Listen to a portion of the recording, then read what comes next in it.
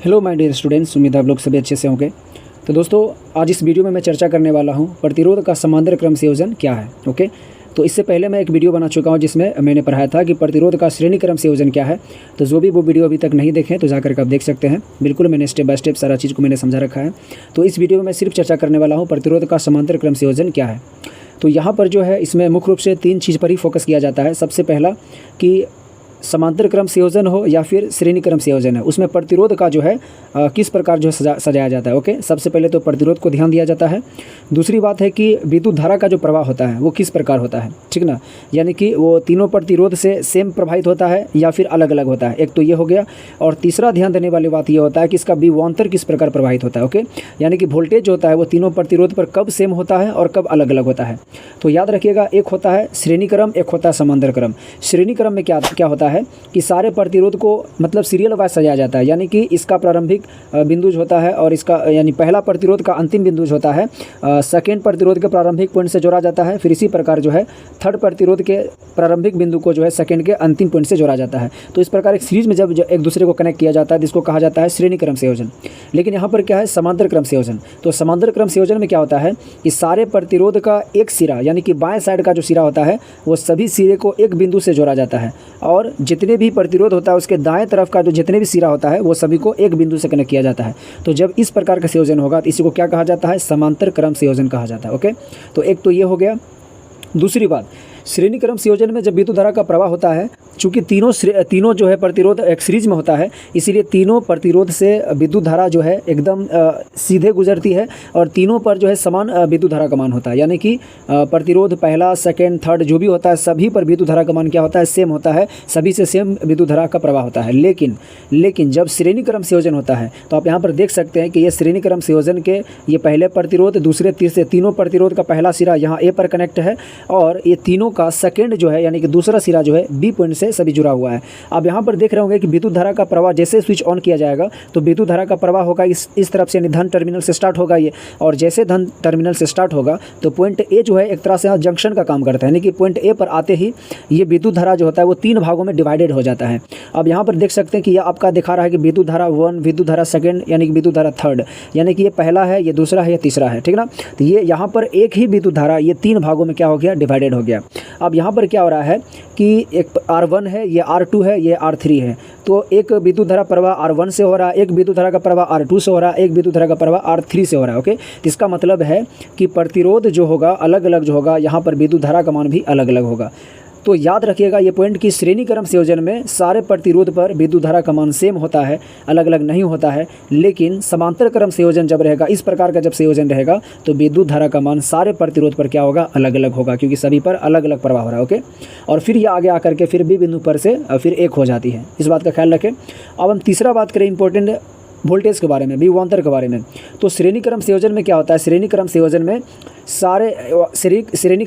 सारे प्रतिरोध पर वोल्टेज क्या होता है, अलग अलग होता है। यानी कि श्रेणी क्रम संयोजन में सारे प्रतिरोध पर विद्युत धारा का मान तो सेम होता है लेकिन वोल्टेज का मान क्या होता है, अलग अलग होता है, ठीक। लेकिन यही श्रेणी क्रम संयोजन की मैं बात करूं तो यहाँ श्रेणी क्रम संयोजन में आप देख सकते हैं विद्युत धारा का मान अलग अलग है सारे प्रतिरोध पर, लेकिन वोल्टेज का क्या है, एक ही मान है, यानी कि वोल्टेज जो होगा वो तीनों पर सेम होगा। अगर कोई बैटरी 12 वोल्ट का है, ठीक ना, तो सभी पर 12 वोल्ट ही रहेगा, यानी कि प्रतिरोध 1 भी 12 वोल्ट, 2 पर भी 12 वोल्ट, थर्ड पर भी 12 ही वोल्ट रहेगा, यानी कि तीनों पर सेम वोल्ट प्रभावित करेगा। ओके, तो बस श्रेणी क्रम संयोजन और समांतर क्रम संयोजन में यही डिफरेंसेस है। अब यहाँ पर कुछ लाइन हमने लिख रखा है, इसको एक एक लाइन बाय लाइन क्या करते हैं हम लोग डिस्कस कर लेते हैं ताकि आप इसको बढ़िया से आप नोट कर सकें। तो हमने यहाँ पर लिखा है, जब 2 या 2 से अधिक प्रतिरोधकों के सभी बायां सिरा एक बिंदु से जुड़ा हो और सभी दायां सिरा दूसरे बिंदु से जुड़ा हो तो ऐसे संयोजन को समांतर क्रम संयोजन कहा जाता है, ठीक ना। तो बिल्कुल ईजी तरीके से जो मैंने समझाया यहाँ भी वही लिखा हुआ है, तब अच्छे से आप नोट कर सकते हो। दूसरा हमने पॉइंट यहाँ पर लिखा है कि जब हम स्विच ऑन करते हैं तो बैटरी से कुल धारा I निकलती है। अब सिंपल सी बात है, जब हम कोई भी स्विच ऑन करेंगे तो बैटरी का जो वोल्टेज होगा वो उतनी पावर से क्या होगा, वो धन टर्मिनल से विद्युत धारा का प्रवाह होगा I का, और जैसे ही धारा जंक्शन बिंदु ए पर पहुंचती है, ठीक ना, क्या कर रहा है, बिंदु ए पर पहुंचती है तो यह 3 भागों में यानी कि I1, I2 और I3 में बढ़ जाती है। यानी कि जंक्शन ए, अभी जस्ट हमने बताया था कि ए पॉइंट पर आने के बाद वही विद्युत धारा जो है वो 3 भागों में क्या होता है, डिवाइडेड हो जाता है, और R1, R2, R3 तीनों पर जो है विद्युत धारा का मान अलग अलग प्रवाह होता है। ओके, अब यहाँ पर हमने अगला पॉइंट क्या लिखा है, तो हमने अगला पॉइंट यहाँ पर लिखा है, यदि हमें समांतर क्रम संयोजन में कुल धारा निकालना हो, यानी कि विद्युत धारा का मान यदि कुल हमको निकालना हो तो कुल धारा बराबर क्या होगा, I1 + I2 + I3, यानी कि तीनों विद्युत धारा का मान को जोड़ना होगा। लेकिन यही याद रखना, जब श्रेणी क्रम संयोजन में हम बात करते हैं वहाँ कुल विद्युत धारा का मान क्या होता है, हर एक जगह सेम होता है, यानी कि सीधा वहाँ पर, यानी अगर 2 एम्पियर का विद्युत धारा प्रवाह हो रहा है तो सारे प्रतिरोध पर क्या होगा, 2 एम्पियर ही रहेगा, अलग अलग नहीं होगा। लेकिन यहाँ पर श्रेणी क्रम समांतर क्रम संयोजन में क्या हो रहा है, इस सारे प्रतिरोध पर चूंकि विद्युत धारा का मान अलग अलग हो रहा है, इसलिए कुल विद्युत धारा निकालने के लिए आपको I1 + I2 + I3 तीनों को जोड़ना पड़ेगा, तब जाकर के कुल विद्युत धारा का मान निकल पाएगा। यही वोल्टेज की बात करें तो यहाँ पर वोल्टेज भी अलग अलग हो जाता है। आपको अच्छे से पता होना चाहिए कि जब हम श्रेणी क्रम संयोजन की मैं बात करता हूं तो वहां पर वोल्टेज जो था वो सारे प्रतिरोध पर अलग अलग था, लेकिन यहां पर क्या होता है, सेम होता है। अब यहां पर क्या लिखे, वोल्टमीटर तीनों प्रतिरोधकों के समानांतर जुड़ा होता है, यानी कि समानांतर जुड़ा होता है उसके, और इसीलिए समांतर क्रम संयोजन में सभी प्रतिरोधों पर विभवांतर जो होता है वो क्या होता है, समान होता है। विभवांतर क्या होता है, समान होता है। अब अर्थात में यहाँ पर क्या लिखे हैं, V बराबर I1 बराबर I2 बराबर V1 बराबर V2 बराबर V3, यानी कि सारे वोल्टेज आपस में क्या इक्वल है, सभी आपस में क्या है, बराबर, यानी कि यहाँ पर अलग अलग नहीं होता है। अब यहाँ पर यदि आपसे कह दिया जाए कि कुल प्रतिरोध का मान निकाले, तब कैसे निकालोगे, तो कुल प्रतिरोध जो होगा RP, R मतलब प्रतिरोध, ठीक है ना, और P आपका क्या हो गया, पैरेलल जो होता है समानांतर। तो जब आपको प्रतिरोध का मान जब पूछे कुल, वो भी पैरेलल में जब रहे, समांतर क्रम संयोजन में रहे, उस कंडीशन में इसका जो फॉर्मूला होता है वो आपका हो जाएगा 1/RP बराबर 1/R1 + 1/R2 + 1/R3।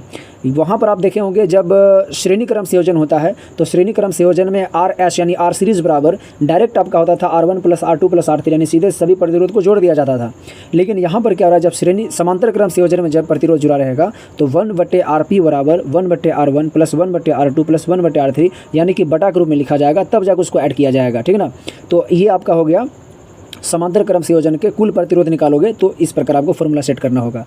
तो जितने भी समांतर क्रम संयोजन हो या फिर श्रेणी क्रम संयोजन हो, जितने भी सारे इंपॉर्टेंट पॉइंट था, फैक्ट था जो आपके बोर्ड एग्जाम के लिए काफ़ी इंपॉर्टेंट था, तो वो मैंने सारे पॉइंट्स को एक लाइन बाय लाइन मैंने सारी चीज़ों को मैंने डिस्कस किया बहुत अच्छे तरीके से। तो उम्मीद है कि ये सारे पॉइंट जो है आपके बोर्ड एग्जाम के लिए काफ़ी इंपॉर्टेंट है। सारे पॉइंट को अच्छे से आप नोट कर लेना, पिक्चर्स को बढ़िया से बना लेना। तो उम्मीद आपको ये वीडियो बहुत अच्छा लगा होगा। वीडियो यदि अच्छा लग रहा है तो वीडियो को लाइक कीजिए, और चैनल को सब्सक्राइब अभी तक नहीं किया तो चैनल को सब्सक्राइब जरूर कीजिए, अपने दोस्तों को भी शेयर कीजिए ताकि वो भी इसका लाभ उठा सके दोस्तों। तो फिर मिलते हैं एक अच्छे वीडियो के साथ जो आपके बोर्ड एग्जाम के लिए काफ़ी इंपॉर्टेंट हो। तब तक के लिए जय हिंद, जय भारत।